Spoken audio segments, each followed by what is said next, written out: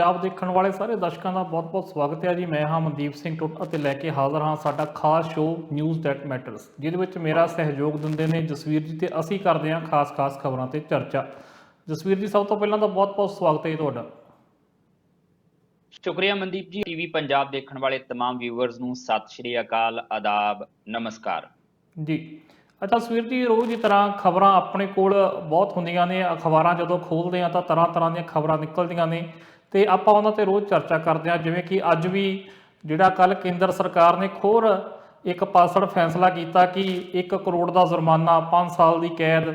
ਉਦੋਂ ਬਾਅਦ 'ਚ ਫਿਰ ਕਿਸਾਨਾਂ ਦੀ ਮੀਟਿੰਗ ਹੋਈ ਆ, ਉਹਦੇ 'ਤੇ ਵੀ ਗੱਲ ਕਰਾਂਗੇ। ਫਿਰ ਕਿਵੇਂ ਪੰਜਾਬ 'ਚ ਹੁਣ ਆਟੇ ਦੀ ਸਿਆਸਤ ਸ਼ੁਰੂ ਹੋ ਗਈ ਆ, ਆਟੇ ਮਗਰ ਪਰਚੇ ਹੋਣ ਲੱਗ ਪਏ ਆ, ਉਹਦੀ ਚਰਚਾ ਵੀ ਕਰਾਂਗੇ। ਤੇ ਚਰਚਾ ਆਪਾਂ ਜਿਹੜੀ ਇੱਕ ਨਵਾਂ ਖੁਲਾਸਾ ਹੋਇਆ ਬਹਿਬਲ ਕਲਾਂ ਗੋਲੀਕਾਂਡ ਦੇ ਮਾਮਲੇ ਦੇ ਵਿੱਚ, ਜਿਹਦੇ ਵਿੱਚ ਇਹ ਖੁਲਾਸਾ ਹੋਇਆ ਕਿ ਉਮਰਾਂ ਨੰਗਲ ਤੇ ਸੈਣੀ ਵਿਚਕਾਰ 22 ਵਾਰ ਫੋਨ ਤੇ ਗੱਲਬਾਤ ਹੋਈ। ਉੱਤੇ ਵੀ ਚਰਚਾ ਕਰਾਂਗੇ ਕੀ ਕੇਸ ਕਿਸ ਪਾਸੇ ਜਾ ਰਿਹਾ। ਪਰ ਮੈਨੂੰ ਲੱਗਦਾ ਕਿ ਆਪਣੀਆਂ ਇਸ ਤਰ੍ਹਾਂ ਦੀਆਂ ਖਬਰਾਂ ਦੇ ਵਿੱਚ ਕੁਝ ਕੁ ਖਬਰਾਂ ਇੱਦਾਂ ਦੀਆਂ ਰਹਿ ਜਾਂਦੀਆਂ ਜਿਨ੍ਹਾਂ ਉੱਤੇ ਚਰਚਾ ਕਰਨੀ ਬਣਦੀ ਆ, ਔਰ ਕੁਝ ਲੋਕਾਂ ਨੂੰ ਚਰਚਾ ਕਰਕੇ ਉਹਦਾ ਕ੍ਰੈਡਿਟ ਦੇਣਾ ਬਣਦਾ। ਇਸੇ ਤਰ੍ਹਾਂ ਦੀ ਖਬਰ ਇੱਕ ਸਾਹਮਣੇ ਆਈ ਸੀ ਕਿ ਕੋਵਿਡ ਦੇ ਦੌਰਾਨ ਜਿਹੜੇ ਲੋਕ ਕੋਵਿਡ ਨੂੰ ਖਤਮ ਕਰਨ ਲਈ ਲੜ ਰਹੇ ਨੇ, ਜਿਨ੍ਹਾਂ ਵਿੱਚ ਫਰੰਟ ਲਾਈਨ ਉੱਤੇ ਡਾਕਟਰਾਂ ਦਾ, ਨਰਸਾਂ ਦਾ ਜ਼ਿਕਰ ਆਉਂਦਾ। ਔਰ ਇੱਕ ਖਬਰ ਆਈ ਹੈ ਕਿ 1500 ਨਰਸਾਂ ਹੁਣ ਤੱਕ ਇਸ ਮਾਮਲੇ 'ਚ ਜਾਨ ਦੇ ਚੁੱਕੀਆਂ ਨੇ, ਕੋਵਿਡ ਨਾਲ ਲੋਕਾਂ ਦੀ ਸੇਵਾ ਕਰਦਿਆਂ। ਸੋ ਜਸਵੀਰ ਜੀ, ਇਸ ਖਬਰ ਤੇ ਤੁਸੀਂ ਕੀ ਕਹਿਣਾ ਚਾਹੋਗੇ? ਮਨਦੀਪ ਜੀ, ਇਹ ਜਿਹੜਾ ਦੌਰ ਸੀਗਾ ਪੈਂਡੈਮਿਕ ਜਿਹਨੂੰ ਕਹਿੰਦੇ ਆ, ਇਹ ਜਿਹੜਾ ਦੌਰ ਸੀ ਕਰੋਨਾ ਵਾਇਰਸ ਦਾ, ਇਸ ਦੌਰ ਦੇ ਵਿੱਚ ਬਹੁਤ ਕੁਝ ਦੇਖਣ ਨੂੰ ਮਿਲਿਆ, ਬਹੁਤ ਕੁਝ ਲੋਕਾਂ ਨੇ ਮਹਿਸੂਸ ਕੀਤਾ। ਆਪਣੇ ਬੇਗਾਨੇ ਪਛਾਣੇ ਗਏ, ਸਰਕਾਰਾਂ ਪਛਾਣੀਆਂ ਗਈਆਂ, ਬਹੁਤ ਸਾਰੀਆਂ ਸਮਾਜ ਸੇਵੀ ਸੰਸਥਾਵਾਂ ਪਛਾਣੀਆਂ ਗਈਆਂ। ਕੌਣ ਦਾ ਦੁੱਖ ਦਰਦ ਰੱਖਦਾ ਹੈ ਤੇ ਕੌਣ ਲੋਕਾਂ ਦਾ ਦੁੱਖ ਦਰਦ ਨਹੀਂ ਰੱਖਦਾ, ਉਹ ਸਾਰੀਆਂ ਚੀਜ਼ਾਂ ਜਿਹੜੀਆਂ ਉਹ ਸਾਫ਼ ਸ਼ਫਾਫ ਹੋਈਆਂ। ਜਿੱਦਾਂ ਕਿਉਂਕਿ ਸਭ ਕੁਝ ਬੰਦ ਹੋ ਗਿਆ ਸੀ ਤੇ ਵਾਤਾਵਰਣ ਇੱਕਦਮ ਸਾਫ਼ ਨਜ਼ਰ ਆਉਣ ਲੱਗ ਪਿਆ ਸੀ, ਇੱਦਾਂ ਹੀ ਕਿਰਦਾਰ ਵੀ ਸਾਫ਼ ਨਜ਼ਰ ਆਉਣ ਲੱਗ ਪਏ ਸੀਗੇ। ਹੁਣ ਇਸ ਸਭ ਦੇ ਦਰਮਿਆਨ ਫਰੰਟ ਲਾਈਨ ਤੇ ਲੜਨ ਵਾਲੇ, ਮੂਹਰੇ ਹੋ ਕੇ ਲੜਨ ਵਾਲੇ ਇਸ ਕੋਵਿਡ ਦੇ ਦੌਰ ਦੇ ਵਿੱਚ ਜਿਹੜੀਆਂ ਨਰਸਾਂ ਨੇ, ਡਾਕਟਰ ਨੇ, ਜਿਸ ਤਰੀਕੇ ਨਾਲ ਤੁਸੀਂ ਅੰਕੜਾ ਦੱਸਿਆ ਕਿ ਲਗਭਗ 1500 ਦੇ ਕਰੀਬ ਨੇ ਆਪਣੀ ਜਾਨ ਗਵਾਈ ਹੈ ਇਸ ਲੜਾਈ ਦੇ ਵਿੱਚ। ਜਾਨ ਗਵਾਈ ਹੈ ਜਾਂ ਸਿੱਧੇ ਤੌਰ ਤੇ ਕਹਿ ਸਕਦੇ ਕਿ ਸ਼ਹਾਦਤ ਦਿੱਤੀ ਹੈ, ਤੇ ਅਸੀਂ ਸੈਲਿਊਟ ਪੇਸ਼ ਕਰਦੇ ਹਾਂ, ਉਹਨਾਂ ਨੂੰ ਸ਼ਰਧਾਂਜਲੀ ਭੇਂਟ ਕਰਦੇ ਹਾਂ, ਜਿਨ੍ਹਾਂ ਨੇ ਇਸ ਔਖੀ ਘੜੀ ਦੇ ਵਿੱਚ ਆਪਣੀ ਜਾਨ ਦੀ ਪਰਵਾਹ ਨਾ ਕਰਦਿਆਂ ਹੋਇਆਂ ਹੋਰਨਾਂ ਦੀ ਜਾਨ ਬਚਾਉਣ ਦੇ ਵਿੱਚ ਜੀ ਜਾਨ ਇੱਕ ਕਰ ਦਿੱਤੀ, ਤੇ ਜਿਹਦਾ ਕਰਕੇ ਉਹਨਾਂ ਨੂੰ ਆਪਣੀ ਜਾਨ ਵੀ ਜਿਹੜੀ ਆ ਉਹ ਗਵਾਉਣੀ ਪਈ। ਇਹਦੇ ਨਾਲ ਇਹ ਜਾਨ ਗਵਾਉਣ ਵਾਲਿਆਂ ਦੇ ਨਾਲ ਆਪਾਂ ਉਹਨਾਂ ਨੂੰ ਵੀ ਸੈਲਿਊਟ ਕਰਦੇ ਹਾਂ, ਸਲਾਮ ਕਰਦੇ ਹਾਂ, ਜਿਹੜੀਆਂ ਸਮਾਜ ਸੇਵੀ ਸੰਸਥਾਵਾਂ ਨੇ। ਕਿਉਂਕਿ ਮੈਂ ਇੱਥੇ ਇਸ ਮੁਲਕ ਦੀ ਗੱਲ ਕਰ ਲਵਾਂ, ਭਾਰਤ ਦੀ ਗੱਲ ਕਰ ਲਵਾਂ, ਤੇ ਜਿੱਦਾਂ ਲੁਧਿਆਣੇ ਦੇ ਵਿੱਚ ਜਿਹੜਾ ਆ ਉਹ ਇੱਕ ਮਜ਼ਦੂਰ ਖੁਦਕੁਸ਼ੀ ਕਰ ਲੈਂਦਾ ਕਿਉਂਕਿ ਇਸ ਲਾਕਡਾਊਨ ਦੇ ਦਰਮਿਆਨ ਬੱਚਿਆਂ ਦੇ ਲਈ ਖਾਣਾ ਨਹੀਂ ਅਰੇਂਜ ਕਰ ਪਾਉਂਦਾ, ਮੁਹੱਈਆ ਨਹੀਂ ਕਰਵਾ ਪਾਉਂਦਾ ਉਹਨਾਂ ਨੂੰ, ਤੇ ਖੁਦਕੁਸ਼ੀ ਕਰ ਲੈਂਦਾ।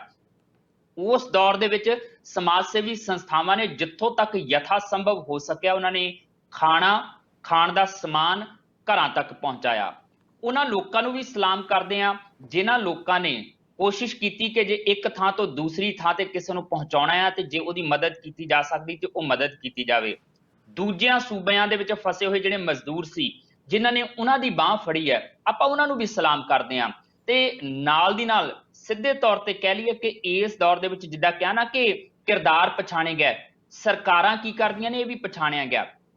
ਸਾਡੀ ਪੰਜਾਬ ਦੀ ਸਰਕਾਰ ਨੇ ਇੱਥੇ ਕੀ ਕੀਤਾ ਲੋਕਾਂ ਲਈ, ਭਾਰਤ ਦੀ ਸਰਕਾਰ ਨੇ ਕੀ ਕੀਤਾ ਲੋਕਾਂ ਲਈ, ਜਾਂ ਫਿਰ ਜਿਸ ਤਰੀਕੇ ਨਾਲ ਇੱਕ ਸੂਬੇ ਚੋਂ ਪਲਾਇਨ ਕਰਕੇ ਜਦੋਂ ਮਜ਼ਦੂਰ ਦੂਜੇ ਸੂਬੇ 'ਚ ਗਏ ਤੇ ਉਸ ਤੋਂ ਬਾਅਦ ਇਸ ਕੋਵਿਡ ਦੇ ਦੌਰ ਦਰਮਿਆਨ ਆਪਣੇ ਘਰਾਂ ਨੂੰ ਪਰਤ ਰਹੇ ਸੀਗੇ, ਉਦੋਂ ਕੀ ਕੁਝ ਹੋਇਆ ਵਾਪਰਿਆ, ਕਿੱਦਾਂ ਰੇਲਵੇ ਟਰੈਕ ਦੇ ਉੱਤੇ ਜਾਨਾਂ ਗਈਆਂ ਮਜ਼ਦੂਰਾਂ ਦੀਆਂ, ਕਿੱਦਾਂ ਉਹਨਾਂ ਦੇ ਪੈਰਾਂ ਦੀਆਂ ਪਾਟੀਆਂ ਵਿਆਈਆਂ ਨਜ਼ਰ ਆ ਰਹੀਆਂ ਸੀ, ਪੈਰਾਂ ਦੇ ਛਾਲੇ ਨਜ਼ਰ ਆ ਰਹੇ ਸੀ, ਟੁੱਟੀਆਂ ਚੱਪਲਾਂ, ਪੈਰਾਂ ਦੇ ਉੱਤੇ ਬੋਤਲਾਂ ਜਿਹੜੀਆਂ ਸੀ ਪਲਾਸਟਿਕ ਦੀਆਂ ਉਹ ਬੰਨ ਕੇ ਬੱਚੇ ਤੁਰੇ ਜਾਂਦੇ ਆ।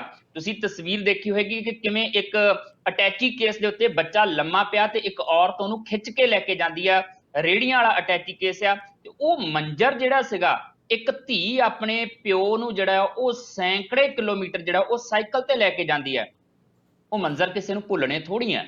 ਔਰ ਉਸ ਜੋ ਕੁਝ ਹੋਇਆ ਵਾਪਰਿਆ, ਉਹਨੇ ਇਨਸਾਨੀਅਤ ਦੇ ਉੱਤੇ ਇੱਕ ਪ੍ਰਸ਼ਨ ਚਿੰਨ੍ਹ ਵੀ ਲਗਾਇਆ, ਤੇ ਨਾਲ ਜਿਨ੍ਹਾਂ ਦੇ ਅੰਦਰ ਇਨਸਾਨੀਅਤ ਜਿਉਂਦੀ ਹੈ ਉਹਨਾਂ ਲੋਕਾਂ ਨੂੰ ਸਾਹਮਣੇ ਵੀ ਲੈ ਕੇ ਆਂਦਾ ਕਿ ਭਾਈ ਆਹ ਨੇ ਜਿਹੜੇ ਦੂਜਿਆਂ ਦਾ ਦੁੱਖ ਦਰਦ ਮਹਿਸੂਸ ਕਰਦੇ ਨੇ, ਤੇ ਇੱਧਰ ਆਹ ਦੇਖ ਲਓ ਜਿਹੜੇ ਦੁੱਖ ਦਰਦ ਮਹਿਸੂਸ ਕਰਨ ਦੇ ਦਾਅਵੇ ਕਰਦੇ ਨੇ, ਸੱਤਾ ਦਾ ਸੁੱਖ ਭੋਗਦੇ ਨੇ, ਕੁਰਸੀਆਂ ਤੇ ਬਹਿੰਦੇ ਨੇ, ਸਰਕਾਰੀ ਤਨਖਾਹਾਂ ਲੈਂਦੇ ਨੇ, ਪਰ ਹਕੀਕਤ ਦੇ ਵਿੱਚ ਇਨਸਾਨੀਅਤ ਦੇ ਨਾਲ ਇਹਨਾਂ ਦਾ ਲਾਗਾ ਦੇਗਾ ਕੋਈ ਨਹੀਂ ਆ। ਸੋ ਦੋਨੋਂ ਧਿਰਾਂ ਜਿਹੜੀਆਂ ਪਛਾਣ ਗਈਆਂ। ਮੈਨੂੰ ਲੱਗਦਾ ਹੈ ਕਿ ਇਸ ਕੋਵਿਡ ਦੇ ਦੌਰ ਦੇ ਦਰਮਿਆਨ ਵੀ ਲੋਕ ਏਦਾਂ ਹੀ ਪਛਾਣੇ ਗਏ ਆ। ਲੋਕਾਂ ਦਾ ਨਿਤਾਰਾ ਇਸੇ ਤਰੀਕੇ ਨਾਲ ਹੀ ਹੋਇਆ ਮਨਦੀਪ ਜੀ, ਜਿੱਦਾਂ ਬਾਬੇ ਨਾਨਕ ਨੇ ਇੱਕ ਵਾਰੀ ਮਲਕ ਭਾਗੋ ਤੇ ਭਾਈ ਲਾਲੋ ਦੀ ਕੋਧਰੇ ਦੀ ਰੋਟੀ ਦੇ ਵਿੱਚੋਂ ਜਿਹੜਾ ਆ ਉਹ ਨਿਚੋੜ ਕੱਢ ਕੇ ਦਿਖਾਇਆ ਸੀਗਾ ਕਿ ਆਹ ਦੇਖੋ ਮਿਹਨਤ ਦੀ ਕਮਾਈ ਦੇ ਵਿੱਚ ਜਿਹੜਾ ਦੁੱਧ ਨਿਕਲਦਾ ਆ ਤੇ ਜਿਹੜੀ ਲੋਕਾਂ ਦੇ ਖੂਨ ਪਸੀਨੇ ਦੀ ਜਿਹੜੀ ਹੈ ਉਹ ਖੋ ਕੇ ਕੀਤੀ ਗਈ ਕਮਾਈ ਦੇ ਵਿੱਚੋਂ ਖੂਨ ਰਿਸਦਾ ਆ, ਉਹ ਬਿਲਕੁਲ ਇਸੇ ਤਰੀਕੇ ਨਾਲ ਹੀ ਹੋ ਗਿਆ। ਇੱਥੇ ਵੀ ਕੁਦਰਤ ਨੇ ਦੱਸ ਦਿੱਤਾ ਆ ਕਿ ਭਾਈ ਚੰਗੇ ਬੰਦੇ ਕਿਹੜੇ ਆ, ਦੁੱਖ ਦਰਦ ਲੋਕਾਂ ਦਾ ਮਹਿਸੂਸ ਕਰਨ ਵਾਲੇ ਕਿਹੜੇ ਆ ਤੇ ਮੰਦੇ ਬੰਦੇ ਕਿਹੜੇ ਆ। ਜੀ ਅੱਛਾ ਸੁਵੀਰ ਜੀ, ਵਾਪਸ ਆਉਂਦੇ ਆ ਸਿਆਸਤ ਵੱਲ, ਕਿਉਂਕਿ ਇਸ ਵਕਤ ਜਿਹੜੇ ਖੇਤੀ ਕਾਨੂੰਨ ਆ ਉਹਨਾਂ ਨੂੰ ਲੈ ਕੇ ਜਿਹੜਾ ਵਾ ਲਗਾਤਾਰ ਜਿਹੜੀ ਆ ਸਿਆਸਤ ਵੀ ਚੱਲ ਰਹੀ ਹੈ ਤੇ ਸੰਘਰਸ਼ ਵੀ ਚੱਲ ਰਿਹਾ। ਤੇ ਹੁਣ ਸੁਣਿਆ ਕਿ ਕੈਪਟਨ ਅਮਰਿੰਦਰ ਸਿੰਘ ਨੇ ਪੰਜਾਬ ਦੀਆਂ ਸਿਆਸੀ ਪਾਰਟੀਆਂ ਨੂੰ ਇੱਕ ਨਵੀਂ ਵਗਾਰ ਪਾ ਦਿੱਤੀ ਹੈ ਕਿ ਆਪਾਂ ਦਿੱਲੀ ਚੱਲਦੇ ਹਾਂ ਰਾਸ਼ਟਰਪਤੀ ਹੋਣਾ ਕੋਲ, ਜਿੰਨੇ ਵੀ ਜਿਹੜੇ ਚੁਣੇ ਹੋਏ ਨੁਮਾਇੰਦੇ ਆ ਲੋਕਾਂ ਦੇ ਉਹ ਜਾ ਕੇ ਮਿਲ ਕੇ ਆਉਣਗੇ ਰਾਸ਼ਟਰਪਤੀ ਸਾਹਿਬ ਨੂੰ। ਹੁਣ ਇੱਥੇ ਉਹਨਾਂ ਨੇ ਅਕਾਲੀ ਦਲ ਨੂੰ ਵੀ ਕਿਹਾ ਤੇ ਆਮ ਆਦਮੀ ਪਾਰਟੀ ਨੂੰ ਵੀ ਕਿਹਾ।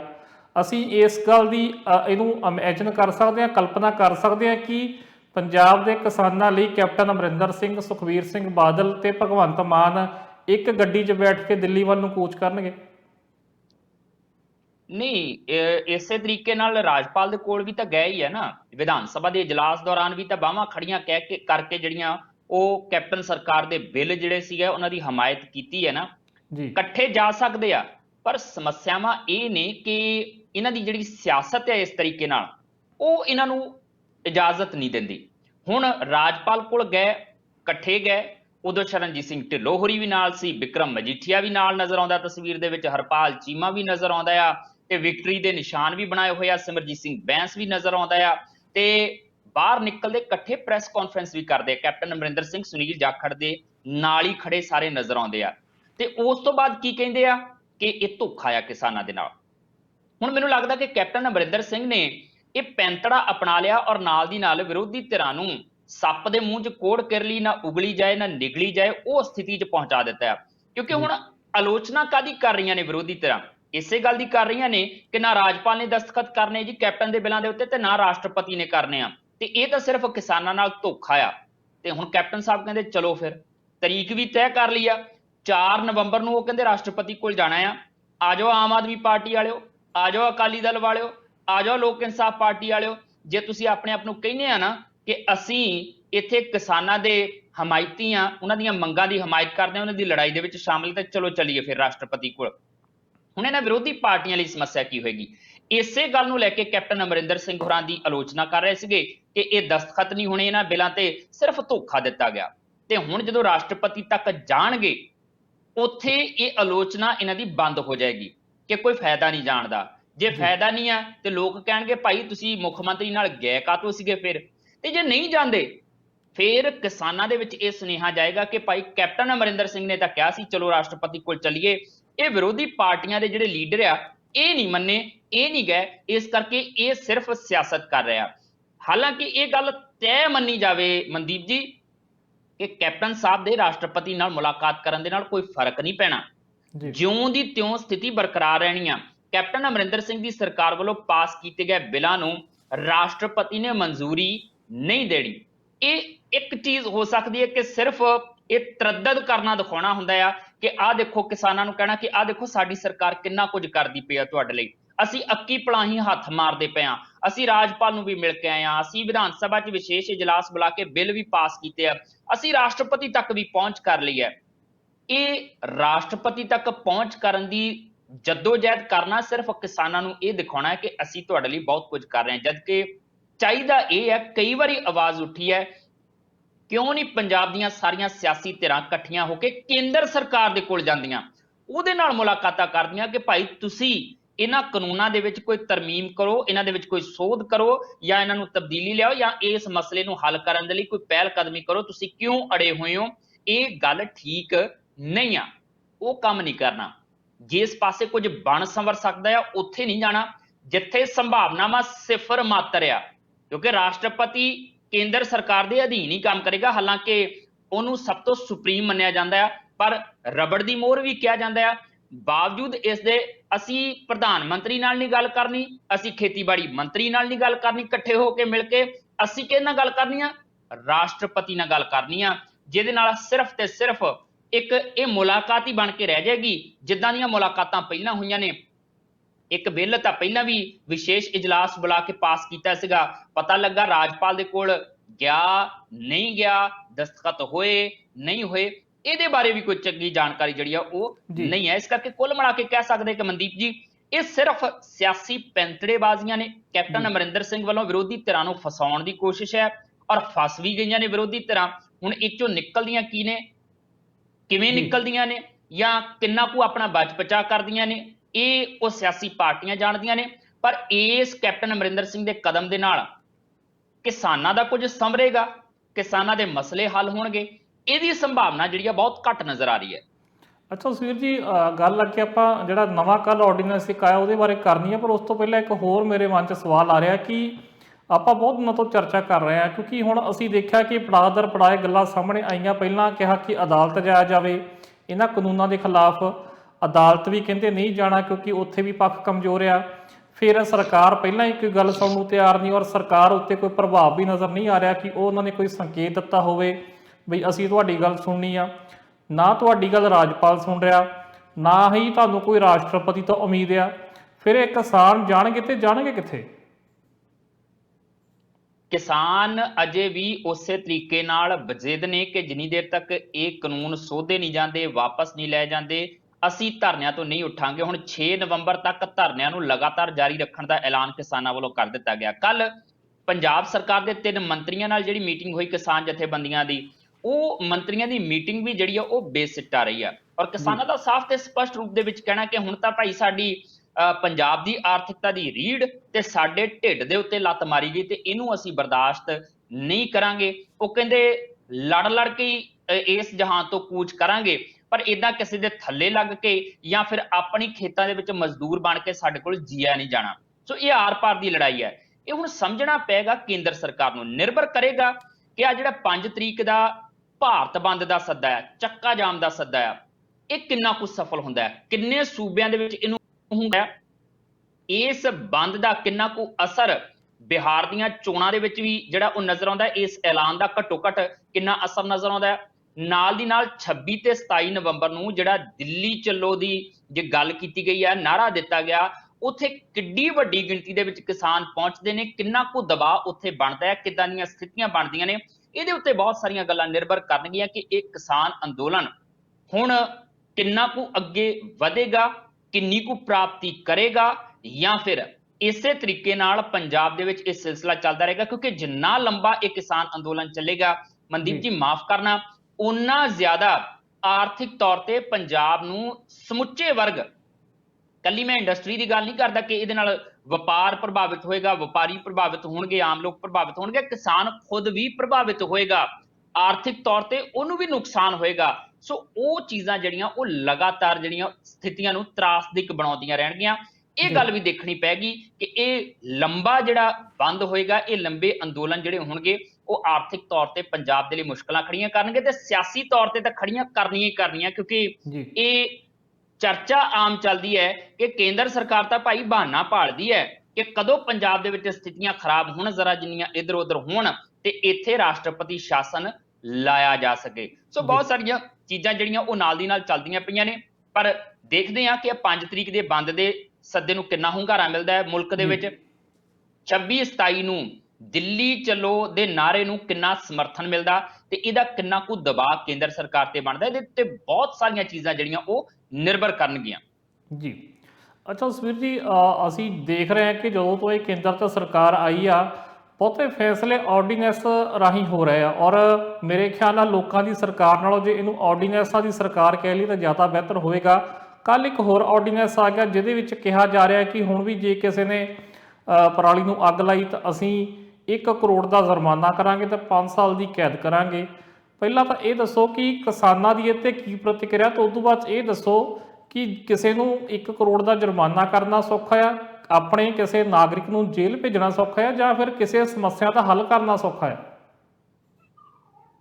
ਤੁਸੀਂ ਕਹਿੰਦੇ ਕਿ ਇਹ ਸਰਕਾਰ ਆਰਡੀਨੈਂਸ ਵਾਲੀ ਸਰਕਾਰ ਲੱਗਦੀ ਆ, ਆਰਡੀਨੈਂਸ ਸਾਰੇ ਫੈਸਲੇ ਲੈ ਜਾਂਦੇ, ਪਰ ਮੈਨੂੰ ਲੱਗਦਾ ਕਿ ਇਹ ਬਾਂਹ ਮਰੋੜ ਕੇ ਲੈ ਗਏ ਫੈਸਲੇ ਆ ਬਹੁਤੇ ਸਾਰੇ। ਇੱਥੇ ਬਾਂਹ ਮਰੋੜੀ ਆ ਐਨਜੀਟੀ ਨੇ, ਅਦਾਲਤਾਂ ਨੇ, ਕਿਉਂਕਿ ਬਹੁਤ ਵੱਡੇ ਪੱਧਰ ਤੇ ਪ੍ਰਦੂਸ਼ਣ ਦੇ ਮਾਮਲੇ ਸਾਹਮਣੇ ਆਏ ਸੀਗੇ ਔਰ ਕਈ ਤਰੀਕੇ ਦੀਆਂ ਗੱਲਾਂ ਹੋਣ ਲੱਗ ਪਈਆਂ ਸੀ, ਮਾਮਲਾ ਅਦਾਲਤਾਂ ਤੱਕ ਪਹੁੰਚ ਗਿਆ ਸੀਗਾ। ਇਹ ਉੱਥੇ ਮਜਬੂਰੀ ਸੀ। ਆ ਜਿਹੜੇ ਕਿਸਾਨ ਦੇ ਨਾਲ ਸੰਬੰਧਿਤ ਖੇਤੀ ਕਾਨੂੰਨ ਨੇ, ਇੱਥੇ ਬਾਂਹ ਕਿਹਨਾਂ ਨੇ ਮਰੋੜੀ ਹੈ? ਇਹ ਕੋਈ ਦੱਸਣ ਦੀ ਲੋੜ ਥੋੜੀ ਆ ਕਿ ਕਿਹੜੇ ਲੋਕ ਖੇਤੀਬਾੜੀ ਦੇ ਉੱਤੇ ਕਬਜ਼ਾ ਕਰਨਾ ਚਾਹੁੰਦੇ। ਉਹਨਾਂ ਹਾਲਾਤਾਂ ਦੇ ਵਿੱਚ ਜਦੋਂ ਉਹ ਜਾਣ ਲੈਂਦੇ ਆ ਕਿ ਕਰੋਨਾ ਦੇ ਦੌਰ ਦੇ ਵਿੱਚ ਹਰ ਸੈਕਟਰ ਜਿਹੜਾ ਉਹ ਘਾਟੇ 'ਚ ਰਿਹਾ, ਸਿਰਫ ਖੇਤੀ ਸੈਕਟਰ ਸੀ ਜਿਹੜਾ 4% ਦੇ ਲਗਭਗ ਜਿਹੜਾ ਉਹ ਨਫੇ 'ਚ ਰਿਹਾ ਆ, ਜਿਹਨੇ ਆਰਥਿਕ ਤੌਰ ਤੇ ਬੰਨੀ ਰੱਖਿਆ ਆ ਇਸ ਮੁਲਕ ਨੂੰ। ਤੇ ਹੁਣ ਉਸ ਸੈਕਟਰ ਨੂੰ ਵੀ ਹਥਿਆਉਣ ਦੀਆਂ ਕੋਸ਼ਿਸ਼ਾਂ ਕੌਣ ਕਰ ਰਿਹਾ ਆ? ਦੱਸਣ ਦੀ ਲੋੜ ਨਹੀਂ ਹੈ, ਸਭ ਨੂੰ ਪਤਾ ਆ। ਉਹ ਵੀ ਬਾਂਹ ਮਰੋੜੀ ਗਈ ਹੈ, ਤਾਈਓ ਫੈਸਲੇ ਲੈ ਗਏ। ਤੇ ਆ ਜਿਹੜੀਆਂ ਮਾਲ ਗੱਡੀਆਂ ਰੋਕੀਆਂ ਗਈਆਂ ਪੰਜਾਬ 'ਚ, ਉਹ ਕਿਹਦੇ ਗਡਾਊਨ ਦੇ ਵਿੱਚ, ਕਿਹਦੇ ਥਰਮਲ ਪਲਾਂਟ ਦੇ ਵਿੱਚ ਜਾਣ ਤੋਂ ਰੋਕੀਆਂ ਜਾ ਰਹੀਆਂ ਸੀ ਕਿਸਾਨਾਂ ਦੇ ਵੱਲੋਂ, ਤੇ ਕਿਹਦਾ ਗੁੱਸਾ ਲੱਗਾ ਆ ਤਾਂ ਕਰਕੇ ਪੰਜਾਬ ਦੀਆਂ ਸਾਰੀਆਂ ਹੀ ਮਾਲ ਗੱਡੀਆਂ ਨੂੰ ਜਿਹੜਾ ਉਹ ਰੋਕ ਦਿੱਤਾ ਗਿਆ? ਇਹ ਵੀ ਕਿਸੇ ਨੂੰ ਦੱਸਣ ਦੀ ਲੋੜ ਨਹੀਂ ਹੈ। ਸੋ ਇਸ ਕਰਕੇ ਇਹ ਆਰਡੀਨੈਂਸਾਂ ਦੀ ਸਰਕਾਰ ਨਹੀਂ ਆ, ਇਹ ਕਮਜ਼ੋਰ ਬਾਂਹ ਵਾਲੀ ਸਰਕਾਰ ਆ। ਸਿੱਧੇ ਤੌਰ ਤੇ ਕਹਿ ਸਕਦੇ ਕਿ ਜਿੱਥੇ ਜਿਹਦਾ ਜ਼ੋਰ ਚੱਲਦਾ, ਜਦੋਂ ਉਹ ਮਰੋੜ ਦਿੰਦੇ ਤੇ ਫਿਰ ਇਹ ਆਰਡੀਨੈਂਸ ਲੈ ਆਉਂਦੀ ਹੈ, ਫਿਰ ਇਹ ਕੁਝ ਨਾ ਕੁਝ ਕਰਨ ਵੱਲ ਕਦਮ ਵਧਾਉਂਦੀ ਹੈ। ਹੁਣ ਰਹੀ ਗੱਲ ਜਿਹੜਾ ਪ੍ਰਦੂਸ਼ਣ ਰੋਕਣ ਦੇ ਲਈ ਆਰਡੀਨੈਂਸ ਲਿਆਂਦਾ ਗਿਆ, ਆਪਾਂ ਜ਼ਿਕਰ ਛੇੜਿਆ ਸੀਗਾ ਕਿ ਅਦਾਲਤ ਦੇ ਵਿੱਚ ਇੱਕ ਕੇਂਦਰ ਸਰਕਾਰ ਨੇ ਕਿਹਾ ਕਿ ਅਸੀਂ ਪਰਾਲੀ ਦੇ ਧੂਏਂ ਦੇ ਕਰਕੇ ਜਿਹੜਾ ਪ੍ਰਦੂਸ਼ਣ ਫੈਲਦਾ ਹੈ ਉਹਨੂੰ ਲੈ ਕੇ 3 ਦਿਨਾਂ ਦੇ ਵਿੱਚ, 4 ਦਿਨਾਂ ਦੇ ਵਿੱਚ ਜਿਹੜਾ ਉਹ ਇੱਕ ਨਵਾਂ ਕਾਨੂੰਨ ਲੈ ਕੇ ਆਵਾਂਗੇ, ਆਰਡੀਨੈਂਸ ਲੈ ਕੇ ਆਵਾਂਗੇ, ਅਦਾਲਤ 'ਚ ਰੱਖਾਂਗੇ। ਅਦਾਲਤ 'ਚ ਰੱਖਿਆ ਗਿਆ। 5 ਸੂਬਿਆਂ ਦੇ ਵਿੱਚ ਜਿਹੜਾ ਆ ਉਹ ਇਸ ਆਰਡੀਨੈਂਸ ਦੇ ਮੁਤਾਬਕ ਜਿਹੜਾ ਉਹ ਕੰਮ ਚੱਲੇਗਾ। 5 ਸੂਬੇ ਕਿਹੜੇ ਨੇ? ਦਿੱਲੀ, NCR, ਹਰਿਆਣਾ, ਪੰਜਾਬ, ਮੱਧ ਪ੍ਰਦੇਸ਼ ਤੇ UP। ਇਹਨਾਂ ਸੂਬਿਆਂ ਦੇ ਵਿੱਚ ਜਿਹੜਾ ਪ੍ਰਦੂਸ਼ਣ ਫੈਲਦਾ ਹੈ, ਉਹ ਕਹਿੰਦੇ ਰਾਜਸਥਾਨ, ਇਹਨਾਂ ਸੂਬਿਆਂ ਦੇ ਵਿੱਚ ਪਰਾਲੀ ਦਾ ਕਰਕੇ ਜਿਹੜਾ ਪ੍ਰਦੂਸ਼ਣ ਫੈਲਦਾ ਹੈ, ਉਸ ਮਾਮਲੇ ਦੇ ਵਿੱਚ ਜਿਹੜਾ ਆ ਉਹ ਹੁਣ ਸਖਤ ਕਾਨੂੰਨ ਬਣਾਇਆ ਗਿਆ। ਕਿਹਾ ਗਿਆ ਕਿ ਦਿੱਲੀ NCR ਦੇ ਵਿੱਚ ਪ੍ਰਦੂਸ਼ਣ ਫੈਲਾਉਣ ਵਾਲੇ ਨੂੰ ਜਿਹੜਾ ਇੱਕ ਸਜ਼ਾ ਲਾਈ ਜਾਏਗੀ, ਜੁਰਮਾਨਾ ਲਾਇਆ ਜਾਏਗਾ। ਜੁਰਮਾਨਾ ਦੇਣ ਦੀ ਨਾ ਦੇਣ ਦੀ ਹਾਲਤ ਵਿੱਚ 5 ਸਾਲ ਦੀ ਕੈਦ ਵੀ ਜਿਹੜੀ ਆ ਉਹ ਹੋ ਸਕਦੀ ਆ, ਤੇ ਇਹਦੀ ਸੁਣਵਾਈ ਵੀ ਕਿਤੇ ਨਹੀਂ ਹੋਣੀ। ਕਿੱਥੇ ਸੁਣਵਾਈ ਹੋਏਗੀ? ਕਿੱਥੇ ਅਪੀਲ ਕੀਤੀ ਜਾਏਗੀ? ਸਿਰਫ ਨੈਸ਼ਨਲ ਗ੍ਰੀਨ ਟ੍ਰਿਬਿਊਨਲ NGT ਦੇ ਵਿੱਚ ਹੀ ਇਹਦੀ ਅਪੀਲ ਜਿਹੜੀ ਆ ਉਹ ਕੀਤੀ ਜਾ ਸਕੇਗੀ।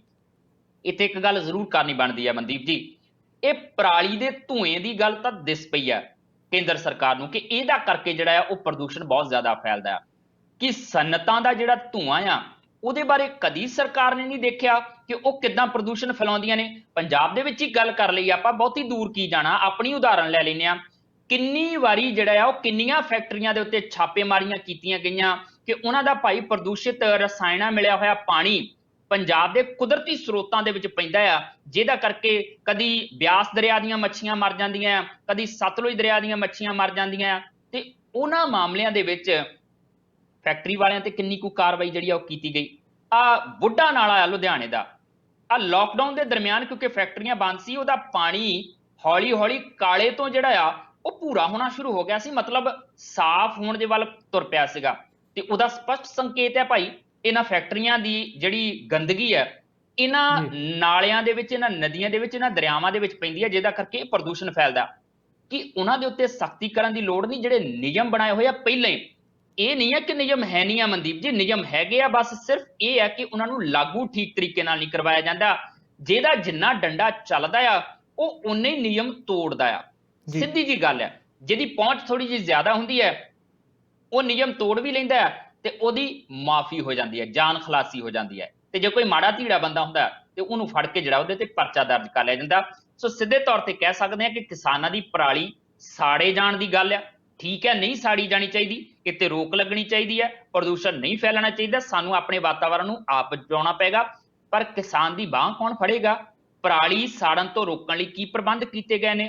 ਕਿਸ ਤਰੀਕੇ ਨਾਲ ਜੇ ਨੁਕਸਾਨ ਹੁੰਦਾ ਕਿਸਾਨ ਦਾ ਪਰਾਲੀ ਨਾ ਸਾੜਨ ਤੇ ਉਹ ਆਰਥਿਕ ਤੌਰ ਤੇ ਜਿਹੜੇ ਪੈਸੇ ਉਹਦੇ ਜੇਬ ਚੋਂ ਜਾਂਦੇ ਨੇ ਉਹਦੀ ਭਰਪਾਈ ਕੌਣ ਕਰੇਗਾ? ਇਹਦੇ ਬਾਰੇ ਕੋਈ ਗੱਲ ਜਿਹੜੀ ਆ ਉਹ ਨਹੀਂ ਕੀਤੀ ਗਈ। ਫਿਲਹਾਲ ਹੋ ਸਕਦਾ ਕਿ ਆਉਣ ਵਾਲੇ ਦਿਨਾਂ ਦੇ ਵਿੱਚ ਇਸ ਕਾਨੂੰਨ ਨੂੰ ਲੈ ਕੇ ਹੋਰ ਬਹੁਤ ਸਾਰੀਆਂ ਚੀਜ਼ਾਂ ਜਿਹੜੀਆਂ ਸਾਫ਼ ਹੁੰਦੀਆਂ ਨਜ਼ਰ ਆਉਣ, ਪਰ ਫਿਲਹਾਲ ਦੀ ਘੜੀ ਇਹ ਕਹਿ ਸਕਦੇ ਹਾਂ ਕਿ ਪ੍ਰਦੂਸ਼ਣ ਦੇ ਮਾਮਲੇ ਦੇ ਵਿੱਚ ਵੀ ਕਿਤੇ ਨਾ ਕਿਤੇ ਕੁਝ ਨਾ ਕੁਝ ਇੱਕ ਪਾਸੜ ਜਿਹਾ ਹੀ ਹੁੰਦਾ ਜਿਹੜਾ ਉਹ ਨਜ਼ਰ ਆ ਰਿਹਾ। ਹਾਲਾਂਕਿ ਇਸ ਮਾਮਲੇ ਦੀ ਅਜੇ ਅਗਲੀ ਸੁਣਵਾਈ ਜਿਹੜੀ ਆ ਹੋਣੀ ਆ ਸੁਪਰੀਮ ਕੋਰਟ ਦੇ ਵਿੱਚ। ਉਦੋਂ ਕੀ ਕੁਝ ਰੱਖਿਆ ਜਾਂਦਾ ਹੈ ਸਾਹਮਣੇ, ਇਸ ਆਰਡੀਨੈਂਸ ਨੂੰ ਲੈ ਕੇ ਸੁਪਰੀਮ ਕੋਰਟ ਕਿਹੋ ਜਿਹੀ ਪ੍ਰਤੀਕਿਰਿਆ ਦਿੰਦੀ ਹੈ, ਇਹ ਫਿਲਹਾਲ ਜਿਹੜਾ ਉਹ ਦੇਖਣਾ ਹੋਏਗਾ। ਪਰ ਘੱਟੋ ਘੱਟ ਇੱਕ ਗੱਲ ਜ਼ਰੂਰ ਹੈ ਕਿ ਪ੍ਰਦੂਸ਼ਣ ਦੇ ਮਾਮਲੇ ਦੇ ਵਿੱਚ ਸਖਤ ਕਾਨੂੰਨ ਹੋਣੇ ਚਾਹੀਦੇ, ਇਹਦੇ 'ਚ ਕੋਈ ਸ਼ੱਕ ਨਹੀਂ ਹੈ। ਪਰ ਕੁਝ ਖਾਸ ਤਰ੍ਹਾਂ ਨੂੰ ਟਾਰਗੇਟ ਕਰਨਾ, ਮੈਂ ਕੱਲ ਹੀ ਦੇਖਦਾ ਪਿਆ ਸੀਗਾ, ਕਿਸੇ ਪੱਤਰਕਾਰ ਨੇ ਇੱਕ ਪੋਸਟ ਪਾਈ ਸੀ ਜਿਹਦੇ ਵਿੱਚ ਇਹ ਦਿਖਾਇਆ ਗਿਆ ਸੀਗਾ ਕਿ ਪ੍ਰਦੂਸ਼ਣ ਦੇ ਮਾਮਲੇ ਦੇ ਵਿੱਚ ਜਿਹੜੀ ਸਥਿਤੀ ਪੰਜਾਬ ਦੀ ਹੈ, 에ਅਰ ਕੁਆਲਿਟੀ ਇੰਡੈਕਸ ਹੁੰਦਾ ਆ, 에ਅਰ ਕੁਆਲਿਟੀ ਇੰਡੈਕਸ ਜਿਹੋ ਜਿਹਾ ਪੰਜਾਬ ਦਾ, ਉਦਾਂ ਦੀਆਂ ਸਥਿਤੀਆਂ ਗੁਜਰਾਤ ਦੀਆਂ ਵੀ ਹੈਗੀਆਂ ਜੀ। ਗੁਜਰਾਤ ਨੂੰ ਇਸ ਸ਼ਰਤ ਦੇ ਵਿੱਚ ਨਹੀਂ ਰੱਖਿਆ ਗਿਆ ਕਿ ਭਾਈ ਉੱਥੇ ਵੀ ਪ੍ਰਦੂਸ਼ਣ ਓਨਾ ਹੀ ਆ, ਤੇ ਉਸ ਸੂਬੇ ਨੂੰ ਵੀ ਇਹਦੇ ਵਿੱਚ ਰੱਖਿਆ ਗਿਆ ਕਿ ਉਹ ਵੀ ਪ੍ਰਦੂਸ਼ਣ ਫੈਲਾ ਰਿਹਾ, ਉੱਥੇ ਵੀ ਕਾਰਨ ਕਈ ਤਰੀਕੇ ਦੇ ਬਣ ਰਹੇ ਨੇ, ਉਹਨੂੰ ਨਹੀਂ ਸ਼ਾਮਲ ਕੀਤਾ ਗਿਆ। ਪੰਜਾਬ ਨੂੰ ਸ਼ਾਮਲ ਕਰ ਲਿਆ ਗਿਆ ਕਿਉਂਕਿ ਇੱਥੇ ਖੇਤੀ ਕਾਨੂੰਨਾਂ ਦਾ ਵਿਰੋਧ ਹੋ ਰਿਹਾ ਆ, ਪ੍ਰਦਰਸ਼ਨ ਹੋ ਰਹੇ ਨੇ, ਹਰਿਆਣੇ ਦੇ ਵਿੱਚ ਵੀ ਉਹਦਾ ਪ੍ਰਭਾਵ ਜਿਹੜਾ ਉਹ ਨਜ਼ਰ ਆ ਰਿਹਾ ਆ। ਸੋ ਬਹੁਤ ਸਾਰੀਆਂ ਚੀਜ਼ਾਂ ਇਸ ਵੇਲੇ ਇਦਾਂ ਦੀਆਂ ਵੀ ਹੁੰਦੀਆਂ ਜਾਪਦੀਆਂ ਨੇ ਜਿਨ੍ਹਾਂ ਦੇ ਵਿੱਚ ਸਿਆਸੀ ਜਿਹੜੇ ਉਹ ਕਾਰਨ ਨਜ਼ਰ ਆਉਂਦੇ ਨੇ। ਪਰ ਘੱਟੋ ਘੱਟ ਹੁਣ ਸੁਪਰੀਮ ਕੋਰਟ ਕੀ ਪ੍ਰਤੀਕਿਰਿਆ ਦਿੰਦਾ ਆ, ਇਸ ਆਰਡੀਨੈਂਸ ਦੇ ਉੱਤੇ ਮੋਹਰ ਲਾਉਣ ਦੀ ਗੱਲ ਕਰਦਾ ਆ ਜਾਂ ਨਹੀਂ ਕਰਦਾ, ਇਹਦੇ ਬਾਰੇ ਅਜੇ ਸਾਨੂੰ ਇੰਤਜ਼ਾਰ ਕਰਨਾ ਪਏਗਾ। ਔਰ ਇਹਦੀ ਰੂਪਰੇਖਾ ਤੇ ਇਹਦੇ ਅੰਦਰਲੇ ਜਿਹੜੇ ਕੋਣ ਨੇ, ਨੁਕਤੇ ਨੇ, ਉਹ ਵੀ ਜਿੰਨੀ ਦੇਰ ਤੱਕ ਨਿਕਲ ਕੇ ਸਾਹਮਣੇ ਨਹੀਂ ਆਉਂਦੇ, ਬਹੁਤਾ ਕੁਝ ਇਹਦੇ ਬਾਰੇ ਨਹੀਂ ਕਿਹਾ ਜਾ ਸਕਦਾ। ਪਰ ਜਿੰਨੀ ਜਾਣਕਾਰੀ ਮਿਲੀ ਹੈ ਮਨਦੀਪ ਜੀ, ਉਸ ਮੁਤਾਬਕ ਕਹਿ ਸਕਦੇ ਹਾਂ ਕਿ ਇਹ ਆਰਡੀਨੈਂਸ ਵੀ ਇੱਕ ਤਰੀਕੇ ਨਾਲ ਸੰਘੀ ਢਾਂਚੇ ਦੇ ਵਿੱਚ ਜਿਹੜਾ ਉਹ ਕੇਂਦਰ ਸਰਕਾਰ ਦੇ ਵੱਲੋਂ ਆਪਣੀ ਮਨਮਰਜ਼ੀ ਦੇ ਨਾਲ ਸਾਰਾ ਕੁਝ ਕਰਨ ਦੀ ਇਸ਼ਾਰੇ ਜਿਹੜੇ ਆ ਉਹ ਦਿੰਦਾ ਨਜ਼ਰ ਆ ਰਿਹਾ। ਫਿਲਹਾਲ ਆਪਾਂ ਗੱਲ ਥੋੜੀ ਜੀ ਕੈਨੇਡਾ ਦੀ ਵੀ ਕਰ ਲੈਨੇ, ਪ੍ਰਸਥਿਤੀਆਂ ਕੈਨੇਡਾ ਦੀਆਂ ਵੀ ਜਿਹੜੀਆਂ ਇਸ ਵੇਲੇ ਕਹਿ ਸਕਦੇ ਕਰੋਨਾ ਦੇ ਦੌਰ ਦੀਆਂ ਖਾਸ ਤੌਰ ਤੇ ਇਦਾਂ ਦੀਆਂ ਬਣੀਆਂ ਹੋਈਆਂ ਨੇ ਕਿ ਲਗਾਤਾਰ ਕੇਸ ਉੱਥੇ ਵੱਧ ਰਹੇ ਨੇ। ਜਿੱਥੇ ਤੁਸੀਂ ਬੈਠੇ ਹੋ, ਖਾਸ ਤੌਰ ਤੇ ਸਰੀ ਦੀ ਗੱਲ ਕਰ ਲਈਏ ਤੇ ਸਰੀ ਦੀ ਸਥਿਤੀ ਪਤਾ ਲੱਗਾ ਕਿ ਕੁਝ ਜ਼ਿਆਦਾ ਹੀ ਚਿੰਤਾਜਨਕ ਹੈ। ਔਰ ਖਾਸ ਤੌਰ ਤੇ ਪੰਜਾਬੀਆਂ ਦੀਆਂ ਪਾਰਟੀਆਂ ਜਿਹੜੀਆਂ ਹੋ ਰਹੀਆਂ ਨੇ ਉਹਨਾਂ ਦੇ ਉੱਤੇ ਵੀ ਲਗਾਮ ਲਗਾਉਣ ਦੀ ਜਾਂ ਰੋਕ ਲਗਾਉਣ ਦੀ ਗੱਲ ਚੱਲਦੀ ਪਈ ਹੈ ਇਸ ਵੇਲੇ।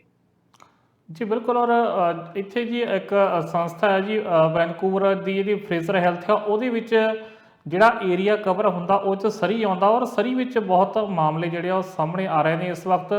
ਔਰ ਜਿਹੜੇ BC ਦੇ ਸੀਨੀਅਰ ਜਿਹੜੇ ਸਿਹਤ ਅਧਿਕਾਰੀ ਨੇ, ਡਾਕਟਰ ਬੌਨੀ ਹੈਨਰੀ, ਉਹਨਾਂ ਵੱਲੋਂ ਸਪਸ਼ਟ ਤੌਰ ਤੇ, ਹਾਲਾਂਕਿ ਕਿਸੇ ਭਾਈਚਾਰੇ ਦਾ ਨਾਮ ਨਹੀਂ ਲਿਆ, ਪਰ ਉਹਨਾਂ ਨੇ ਇਹ ਜ਼ਰੂਰ ਕਿਹਾ ਕਿ ਜਿਹੜੀਆਂ ਘਰਾਂ ਦੇ ਵਿੱਚ ਗੈਦਰਿੰਗਸ ਹੋ ਰਹੀਆਂ ਨੇ, ਜਾਂ ਤਾਂ ਜਿਹੜੀਆਂ ਘਰਾਂ 'ਚ ਪਾਰਟੀਆਂ ਹੋ ਰਹੀਆਂ ਨੇ, ਜਾਂ ਫਿਰ ਕਿਸੇ ਦੇ ਘਰ ਕੋਈ ਮੰਦਭਾਗੀ ਘਟਨਾ ਵਾਪਰਦੀ ਆ, ਉੱਥੇ ਕਿਸੇ ਦੀ ਮੌਤ ਹੁੰਦੀ ਆ, ਜਾਂ ਸੰਸਕਾਰ ਦਾ ਕੋਈ ਸਮਾਗਮ ਹੁੰਦਾ, ਜਾਂ ਫਿਰ ਉਹਨਾਂ ਸਮਾਗਮਾਂ ਤੋਂ ਕਿਹਾ ਕਿ ਸਭ ਤੋਂ ਵੱਧ ਇਸ ਵਕਤ ਕੋਵਿਡ ਦੇ ਕੇਸ ਜਿਹੜੇ ਆ ਉਹ ਸਾਹਮਣੇ ਆ ਰਹੇ ਨੇ। ਅੱਜ ਪੱਤਰਕਾਰਾਂ ਨਾਲ ਵੀ ਗੱਲਬਾਤ ਕੀਤੀ, ਖਾਸ ਤੌਰ ਤੇ ਉਹਨਾਂ ਨੇ ਸਰੀ ਦੇ ਪੱਤਰਕਾਰਾਂ ਨਾਲ, ਉਹਨਾਂ ਨੂੰ ਪੁੱਛਿਆ ਗਿਆ ਵੀ ਤੁਸੀਂ ਸਕੂਲ ਖੋਲ੍ਹ ਦਿੱਤੇ ਆ ਔਰ ਬਾਕੀ ਸਾਰਾ ਕੁਝ ਤੁਸੀਂ ਬੰਦ ਕਰਨ ਦੀ ਜਿਹੜੀ ਕੋਸ਼ਿਸ਼ ਕਰ ਰਹੇ ਹੋ।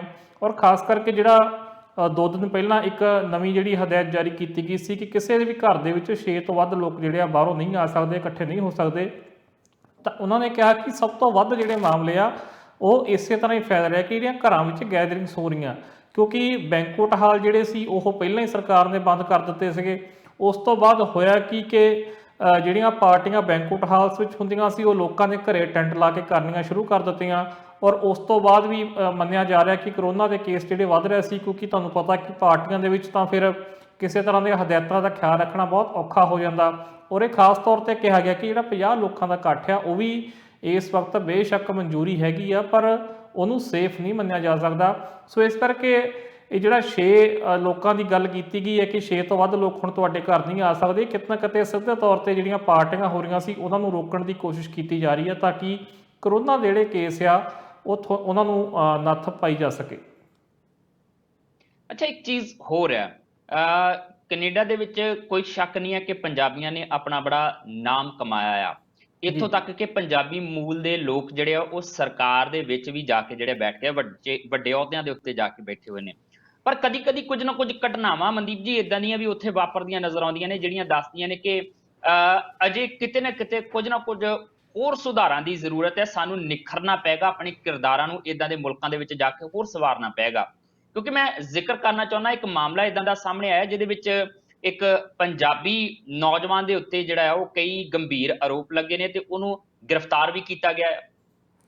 ਜੀ ਬਿਲਕੁਲ। ਬੀਤੇ ਦਿਨ ਇੱਥੇ ਚੋਣਾਂ ਹੋਈਆਂ ਤੇ ਜਦੋਂ 8 ਵਿਧਾਇਕਾਂ ਦੇ ਜਿਹੜੀ ਵਿਧਾਨ ਸਭਾ 'ਚ ਜਾਣ ਦੀ ਪੁਸ਼ਟੀ ਹੋਈ ਤਾਂ ਆਪਾਂ ਬੜੇ ਮਾਣ ਨਾਲ ਜਿਹੜੀ ਇਹ ਗੱਲ ਸਾਂਝੀ ਕੀਤੀ ਸੀ। ਇਹ 'ਚ ਬਹੁਤੇ ਵਿਧਾਇਕ ਉਹ ਸੀ ਜਿਹੜੇ ਦੂਜੀ ਵਾਰ ਜਾਂ ਕਈ ਤਾਂ ਇਹੋ ਜਿਹੇ ਸੀ ਜਿਹੜੇ 5ਵੀਂ 6ਵੀਂ ਵਾਰ ਇਸ ਵਾਰ ਵਿਧਾਇਕ ਬਣੇ ਨੇ, ਤਾਂ ਆਪਾਂ ਬੜੇ ਮਾਣ ਨਾਲ ਉਹ ਖਬਰਾਂ ਸਾਂਝੀਆਂ ਕਰਦੇ ਹਾਂ। ਪਰ ਜਦੋਂ ਇਹੋ ਜਿਹੀ ਖਬਰ ਆਉਂਦੀ ਹੈ ਤਾਂ ਸਮੁੱਚੇ ਤੌਰ ਤੇ ਇੱਕ ਨਮੋਸ਼ੀ ਵੀ ਹੁੰਦੀ ਹੈ। ਖਬਰ ਜਿਹੜੀ ਵੈਨਕੂਵਰ ਪੁਲਿਸ ਨੇ ਸਾਂਝੀ ਕੀਤੀ ਹੈ ਜੀ, ਉਹਨਾਂ ਨੇ ਇੱਕ ਪੰਜਾਬੀ ਨੌਜਵਾਨ 24 ਸਾਲ ਦਾ ਰਿਤੇਪਾਲ ਸਿੰਘ ਬਾਠ ਜਿਹੜਾ ਉਹਨਾਂ ਨੂੰ ਗ੍ਰਿਫਤਾਰ ਕੀਤਾ, ਔਰ ਇੱਕ ਫੇਕ ਉਬਰ ਡਰਾਈਵਰ ਬਣ ਕੇ ਜਿਹੜਾ ਸੀ ਔਰ ਆਪਣੀ ਇੱਕ ਨਵੀਂ ਕਾਰ ਜਿਹਨੂੰ ਰੇਂਜ ਰੋਵਰ 2020 ਮਾਡਲ ਸੀ ਜੀ, ਉਹਦੇ ਨਾਲ ਇਹਨਾਂ ਨੇ ਪੋਸਟ ਕੀਤਾ ਸੀ ਕਿ ਉਬਰ ਡਰਾਈਵਰ ਨੇ। ਔਰ ਅਗਸਤ ਦੇ ਅਖੀਰ ਦੀ ਇਹ ਘਟਨਾ ਹੈ ਕਿ ਜਦੋਂ ਇੱਕ ਮਹਿਲਾ ਨੇ ਇਹਨਾਂ ਨਾਲ ਸੰਪਰਕ ਕੀਤਾ ਉਬਰ ਦੀ ਸਵਾਰੀ ਲਈ, ਤਾਂ ਇਹਨਾਂ ਨੇ ਉਹਨਾਂ ਨਾਲ ਛੇੜਛਾੜ ਕੀਤੀ ਅਤੇ ਉਹਨਾਂ ਦੀ ਮਰਜ਼ੀ ਦੇ ਖਿਲਾਫ ਉਹਨਾਂ ਨੂੰ ਕਾਰ 'ਚ ਬੰਦੀ ਬਣਾ ਕੇ ਰੱਖਿਆ। ਸੋ ਉਸ ਮਾਮਲੇ 'ਚ ਹੁਣ ਉਹਨਾਂ ਨੂੰ ਗ੍ਰਿਫਤਾਰ ਕੀਤਾ ਗਿਆ। ਉਹਨਾਂ 'ਤੇ 2 ਚਾਰਜ ਲੱਗੇ ਨੇ, ਜਿਨਸੀ ਹਮਲੇ ਦਾ ਚਾਰਜ ਲੱਗਾ, ਬੰਧਕ ਬਣਾਉਣ ਦਾ ਚਾਰਜ ਲੱਗਾ, ਔਰ ਨਾਲ ਪੁਲਿਸ ਨੇ ਇਹ ਵੀ ਖਬਰ ਸਾਂਝੀ ਕੀਤੀ ਹੈ ਕਿ 2017 ਵਿੱਚ ਵੀ ਇਹਨਾਂ 'ਤੇ ਇੱਕ ਜਿਹੜਾ ਸੀ ਇਸੇ ਤਰ੍ਹਾਂ ਦਾ ਮਾਮਲਾ, ਇੱਕ ਛੇੜਛਾੜ ਦਾ ਜਿਹੜਾ ਸੀ ਉਹ ਦਰਜ ਹੋਇਆ ਸੀ।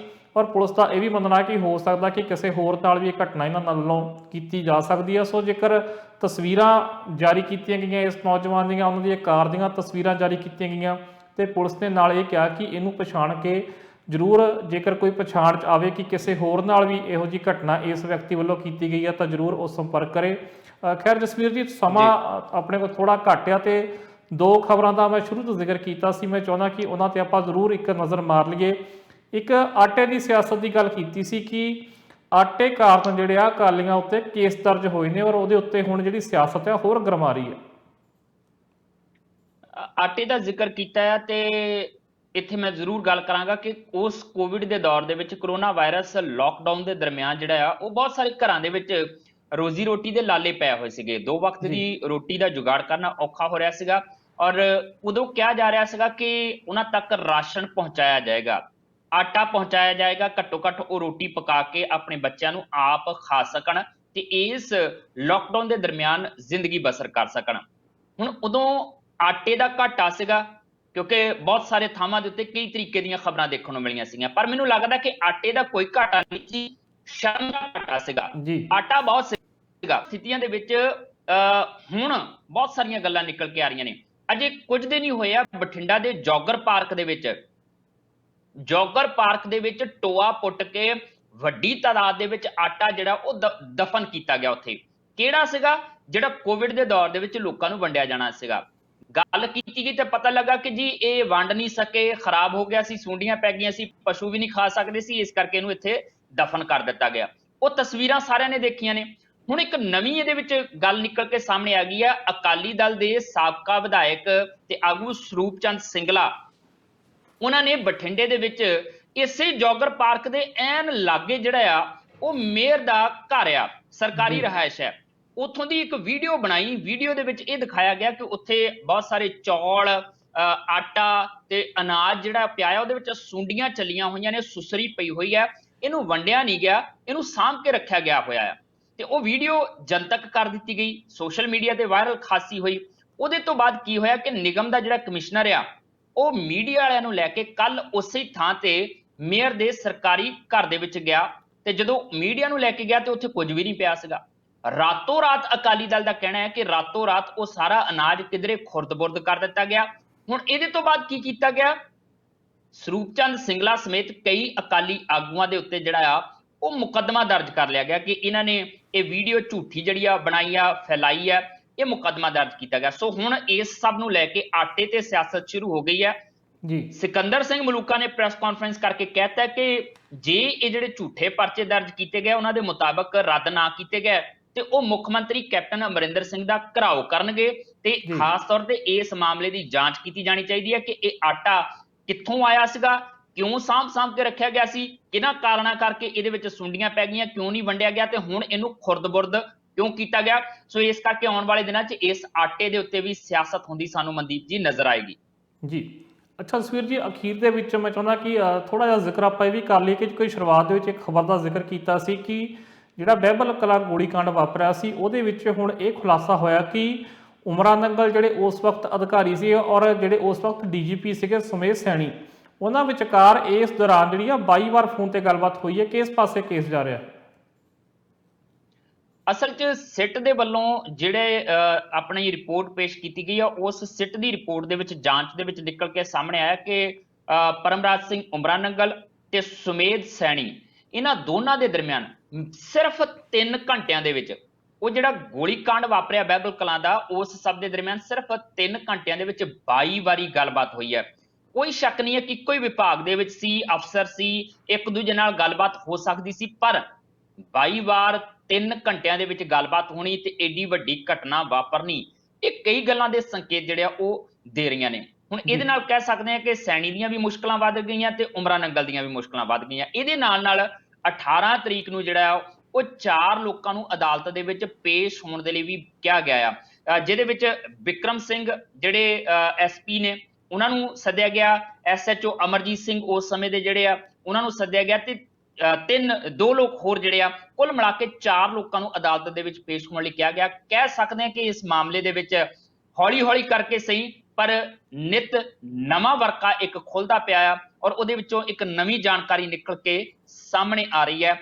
ਔਰ ਨਾਲ ਦੀ ਨਾਲ ਇਹ ਵੀ ਚਰਚਾ ਚੱਲਣ ਲੱਗ ਪਈ ਹੈ ਕਿ ਸ਼ਾਇਦ ਕੁੰਵਰ ਵਿਜੇ ਪ੍ਰਤਾਪ ਨੂੰ ਸਿੱਟ ਦੇ ਵਿੱਚੋਂ ਹਟਾਉਣ ਦੀਆਂ ਕੋਸ਼ਿਸ਼ਾਂ ਵੀ ਚੱਲਦੀਆਂ ਨੇ, ਕਿਉਂਕਿ ਇਹਦਾ ਇਤਰਾਜ਼ ਇੱਕ ਤਰੀਕੇ ਦਾ 2 ਨੌਜਵਾਨ ਜਿਹੜੇ ਮਾਰੇ ਗਏ ਉਸ ਗੋਲੀकांड ਦੇ ਵਿੱਚ, ਕ੍ਰਿਸ਼ਨ ਭਗਵਾਨ ਤੇ ਗੁਰਜੀਤ, ਉਹਨਾਂ ਦੇ ਪਰਿਵਾਰਕ ਮੈਂਬਰਾਂ ਦਾ ਕਹਿਣਾ ਹੈ ਕਿ ਕੋਸ਼ਿਸ਼ ਕੀਤੀ ਜਾ ਰਹੀ ਹੈ ਕੁੰਵਰ ਵਿਜੇ ਪ੍ਰਤਾਪ ਨੂੰ ਸਿੱਟ ਤੋਂ ਕਿਨਾਰੇ ਕਰਨ ਦੀ ਤੇ ਇਹਦੀ ਉਹਨਾਂ ਨੇ ਨਖੇਦੀ ਕੀਤੀ ਹੈ। ਹੁਣ ਇਹਦੇ ਵਿੱਚ ਕਿੰਨਾ ਸੱਚ ਹੈ ਕਿੰਨਾ ਝੂਠ ਹੈ, ਇਹ ਆਉਣ ਵਾਲੇ ਦਿਨਾਂ ਦੇ ਵਿੱਚ ਕੋਈ ਤੱਥ ਨਿਕਲ ਕੇ ਸਾਹਮਣੇ ਆਉਂਦਾ ਤੇ ਪਤਾ ਲੱਗ ਜਾਏਗਾ। ਜੀ ਜਸਵੀਰ ਜੀ, ਸਮਾਂ ਹੋਰ ਜਿਹੜਾ ਪ੍ਰੋਗਰਾਮ ਨੂੰ ਵਧਾਉਣ ਦੀ ਆਦਤ ਨਹੀਂ ਦੇ ਰਿਹਾ। ਫਿਲਹਾਲ ਅੱਜ ਗੱਲਬਾਤ ਕਰ ਲਈ ਤੇ ਖਬਰਾਂ ਤੇ ਚਰਚਾ ਕਰ ਲਈ, ਬਹੁਤ ਬਹੁਤ ਧੰਨਵਾਦ। ਸ਼ੁਕਰੀਆ ਮਨਦੀਪ ਜੀ। ਜੀ ਸੋ ਇਹ ਸੀ ਸਾਡਾ ਅੱਜ ਦਾ ਖਾਸ ਪ੍ਰੋਗਰਾਮ ਔਰ ਇਸੇ ਤਰ੍ਹਾਂ ਇਹ ਪ੍ਰੋਗਰਾਮ ਜਿਹੜਾ ਹਰ ਰੋਜ਼ ਆਵੇਗਾ ਤੇ ਤੁਹਾਡੇ ਨਾਲ ਅਸੀਂ ਇਸੇ ਤਰ੍ਹਾਂ ਜਿਹੜੀ ਖਬਰਾਂ ਦੀ ਸਾਂਝ ਆ ਉਹ ਪਾਉਂਦੇ ਰਹਾਂਗੇ। ਫਿਲਹਾਲ ਅੱਜ ਸਾਨੂੰ ਦਿਓ ਇਜਾਜ਼ਤ ਤੇ ਤੁਸੀਂ ਦੇਖਦੇ ਰਹੋ TV ਪੰਜਾਬ।